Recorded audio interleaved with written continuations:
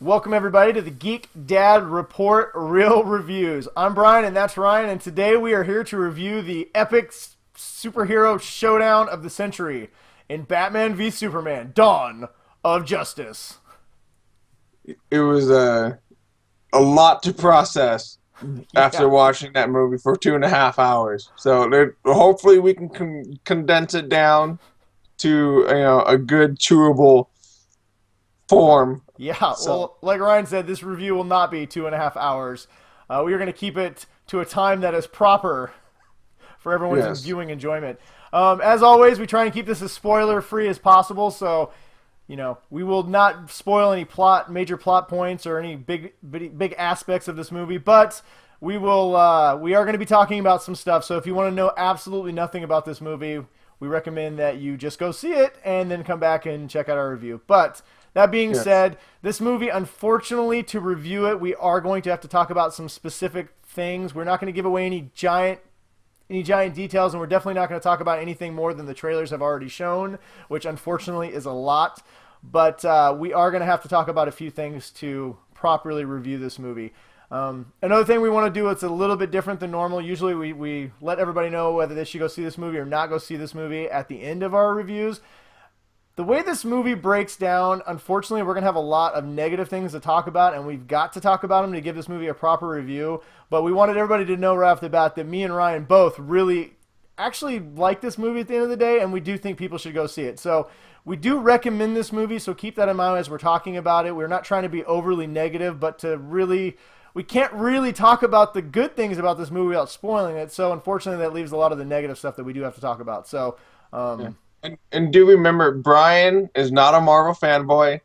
He is a DC comic super duper dork that I lean on for so many questions that I always have concerning anything DC related. So just before anybody tries to jump on to we're a Marvel or DC bandwagon, we're just nerds that love comic books and comic book movies. So try to keep an open mind and don't judge us. yeah, and trust me, I did not want to say a negative thing. I wanted to come out of this movie going, "This was my favorite movie of all time."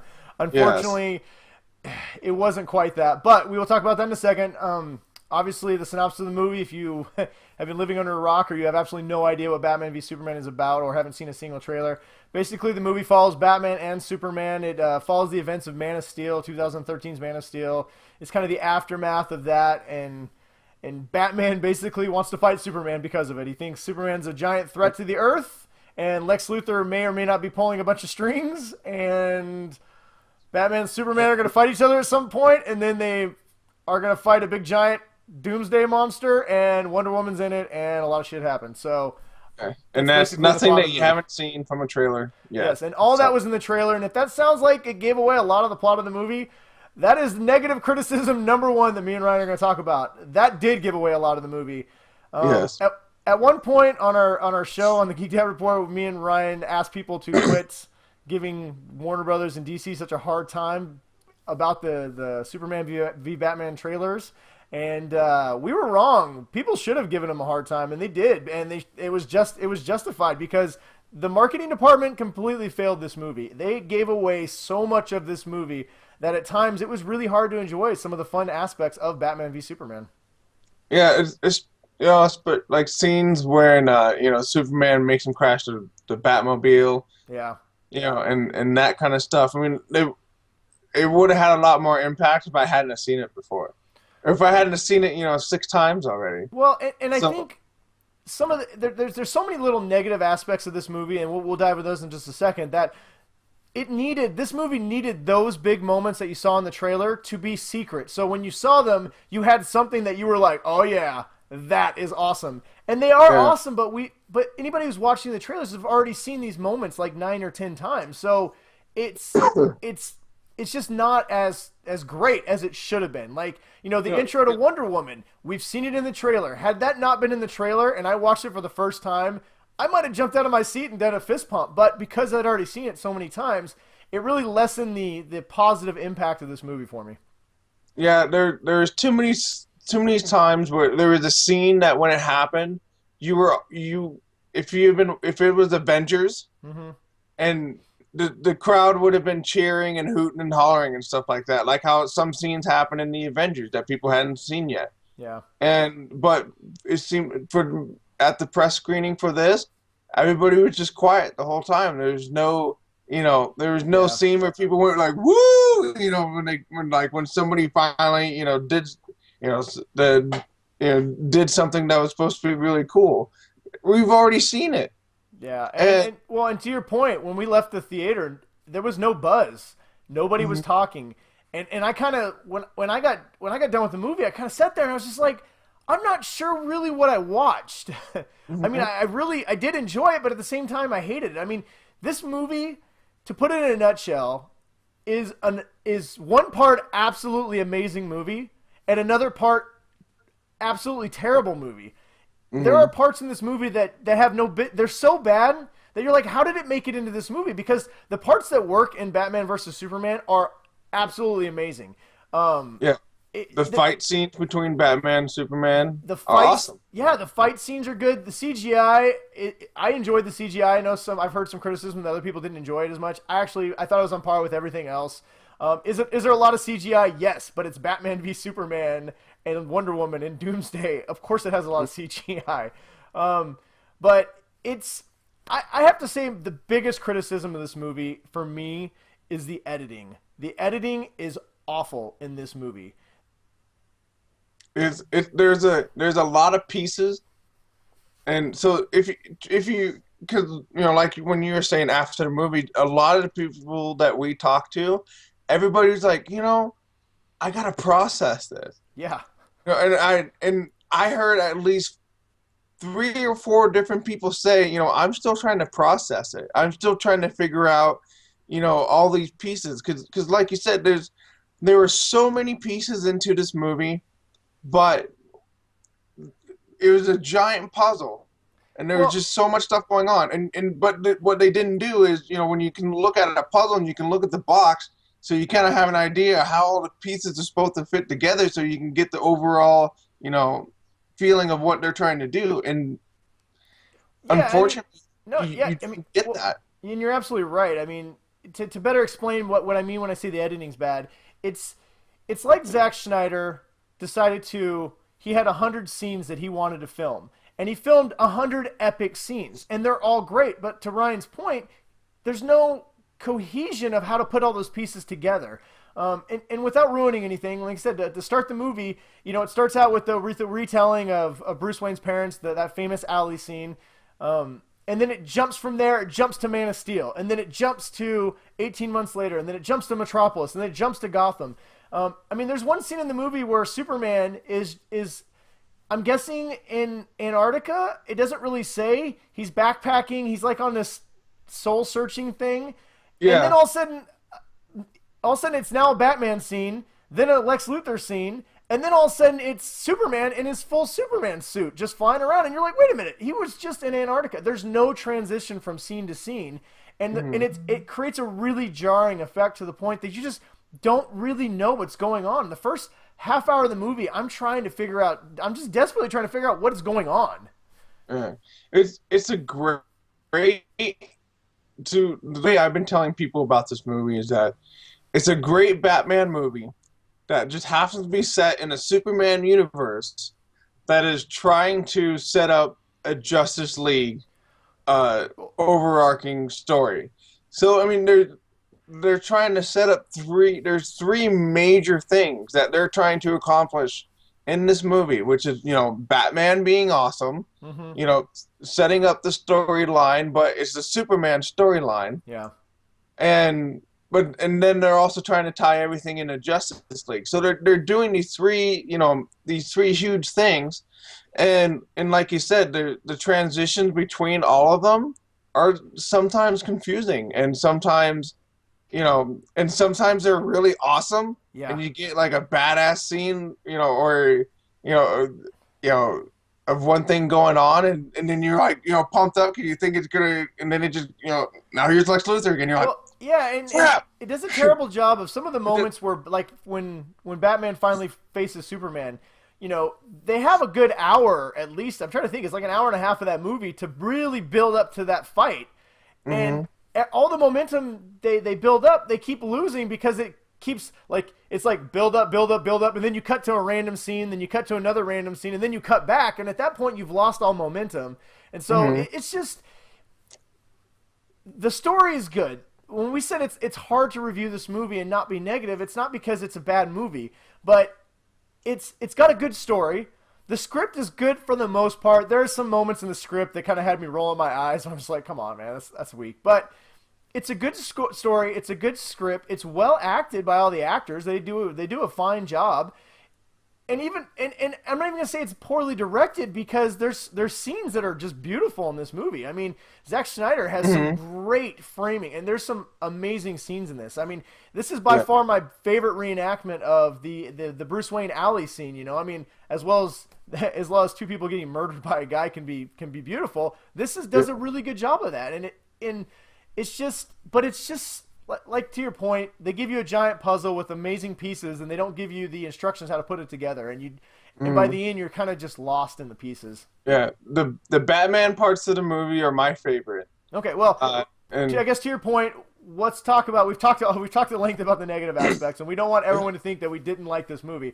So, like we said, there is a lot to like, but because we can't talk about some of the greatest parts of this movie, what can we talk about? What was great about the movie, Ryan? Well, we can't say Ben Affleck is not one of my favorite Batmans. He is amazing. Ben Affleck, for the record, destroys this role. He is amazing in every aspect as Batman. Yeah, and Gal Gadot. Gail Gadot. I think Gadot. She was great as Wonder Woman, and personally, I think Wonder Woman steals this movie. She's not in it very much, but every scene she's not in it for long. But when she does show up, you know, she's wonderful. And she brings fun to this movie. Batman and Superman are way overly serious in this. Yeah. Wonder Woman, when she's fighting Doomsday at the end, she has this smile of like she's excited to fight this giant monster. Like she can't wait to go punch this guy in the face. And it's a much needed, you know, dose of enthusiasm from some of the main stars in this. And it's great. I wanted to see her even more. Like I said, that was I was very disappointed that they showed her. I understand why they had to, and unfortunately, like you said, she's only in it for about 5 minutes. So the marketing department had to show her to let people know that she's in this, but I wish they wouldn't have had to because it's so great when she shows up. Yeah, I would have to say that the Superman parts were probably my, I don't want to say least favorite, but they were definitely overshadowed by Batman, which was fine with me because I love Batman. Yeah, well, Batman's always such a great character. The problem with Superman is he's dull in a lot of ways, and a lot of people know it. He's kind of like he's a Boy Scout, damn it. Yeah, I'm a good guy. There's not a lot of layers in the movies, especially to Superman, and especially if you watch Man of Steel. He's basically a wooden board with a red cape, and he's that exact same character. So I'm not going to say that he wasn't good in this. He portrayed the exact same Clark Kent and Superman as he did in Man of Steel, and he got about the same amount of time to work with, and he got about the same amount of lines. So unfortunately for him, there wasn't a lot for him to do. So I'm not going to hold it against him, but also there's a lot of good cameos and a lot of good actors in this, and I thought everybody did a good job. Jesse Eisenberg's Lex Luthor is going to, I think it's going to split a lot of people down the middle, whether they liked him or didn't like him. I really enjoyed him. I kind of like the new take on Lex Luthor. I would kind of compare him more to the Heath Ledger Joker, where he's a lot more psychotic in a way, but psychotic to a point of where he just seemed to be just wanting to create anarchy just for the sake of creating anarchy. Yeah. So, and it works. I mean, he was awesome as that. Like that was, you know, my favorite Lex Luthor is not like, you know, I'm a real estate guy and I want to. It's something different, and he's smart, and you know he talks, you know, very, you know, quickly, and you know. And I really liked his take on Lex Luthor. Yeah, and like I said, when we say there's this movie is equal parts amazing and equal parts terrible, is, you know, that this is what's amazing. I enjoyed all the new takes on all the characters. Batman you've never seen this Batman, for good or worse, and I'm sure there's going to be some people who don't like some things about this movie when it comes to Batman, but he does shoot people. Spoiler, don't say anything. So, you know. we're not going to say whether he murders people or not. We're just going to say that he does Yeah. shoot guns at cars and stuff like that. So, but this is the Frank Miller. This is a much more violent version of Yeah, Batman. that's what So, I was trying to say. He's the more, he's the darker Batman. yeah, Like, he's a very dark Batman. yeah, Superman is the same exact Superman from Man of Steel. So if you didn't like him in that, you're not going to like him in this because it's the exact same character. Wonder Woman, she sticks pretty close to the comic books, but a lot of the other characters, the new versions of Doomsday, I was okay with. Lex Luthor, I enjoyed, but I don't know. To me, that was the things that worked the best about this movie. Is the story is a good story, and it doesn't fold under the weight of the Justice League, and you do get some cameos in this. We won't talk anything about them, so you can enjoy when you watch the movie. But I thought all the cameos were done all right. They were handled well. But this definitely has an element of the Iron Man 2 syndrome, where you feel like the parts where they had to put in the Justice League setup in this.